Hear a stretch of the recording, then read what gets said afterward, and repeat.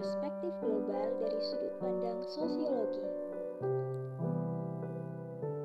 Perspektif global adalah suatu cara pandang dan cara berpikir terhadap suatu masalah, kejadian, atau kegiatan dari sudut kepentingan global, yaitu dari sisi kepentingan dunia atau internasional.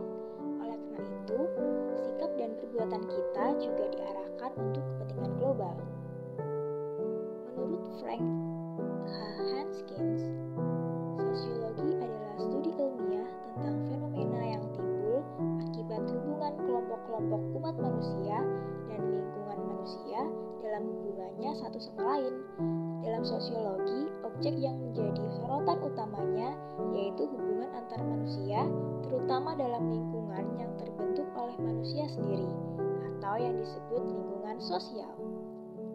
Pandangan sosiologis terhadap dunia memberikan sejumlah manfaat dan perspektif yang unik. Sosiologi memberikan pemahaman tentang masalah sosial dan pola perilaku. Ini membantu kita mengidentifikasi aturan sosial yang mengatur hidup kita. Sosiologi mempelajari bagaimana aturan-aturan ini dibuat, dipertahankan, diubah, diturunkan antar generasi, dan dibagikan di antara orang-orang yang tinggal di berbagai belahan dunia. Mereka juga mempelajari apa yang terjadi ketika aturan ini dilanggar. Tanpa perspektif sosiologis, kita mungkin cenderung memikirkan pengalaman pribadi ini terutama dalam istilah individu. Hal yang difokuskan oleh sosiologi adalah yang pertama, sosiologi membantu kita memahami cara kerja sistem sosial di mana kita menjalani hidup kita. 2. Sosiologi membantu kita memahami mengapa kita memandang dunia seperti yang kita lakukan. 3. Sosiologi membantu kita mengidentifikasi kesamaan kita di dalam dan di antara budaya dan masyarakat. 4. Sosiologi membantu kita memahami mengapa kita dan bagaimana masyarakat berubah. Yang kelima, sosiologi memberi kita perspektif teoritis untuk membingkai pemahaman ini dan metode penelitian yang memungkinkan kita mempelajari kehidupan sosial secara ilmiah. Perspektif global dari sudut pandang sosiologi yang pertama ada motif interaksi sosial. Contohnya hubungan antara produsen dan konsumen yang dilandasi oleh motif ekonomi. Akibat interaksi sosial yang makin intensif sampai ke tingkat global menunjukkan perubahan sosial di masyarakat sampai ke proses modernisasi. Dampak kemajuan penerapan dan pemanfaatan ilmu pengetahuan teknologi di bidang transportasi dan komunikasi menjadikan interaksi sosial ini makin intensif dan meluas.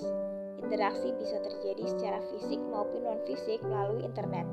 Teknologi komputer melalui email menyebabkan dunia ini menjadi tanpa batas secara non-fisik.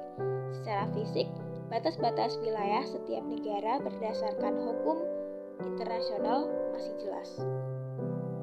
Interaksi secara langsung atau tatap muka dan tidak langsung melalui berbagai media yang semakin intensif serta makin meluas membawa perubahan sosial, kemajuan sosial yang berdampak luas terhadap opini kecerdasan, nalar, dan wawasan manusia yang mengalaminya.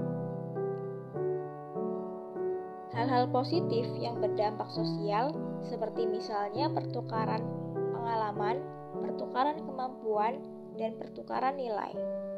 Contohnya pada pertandingan olahraga, kunjungan dan pertukaran pemuda belajar, pertemuan pramuka.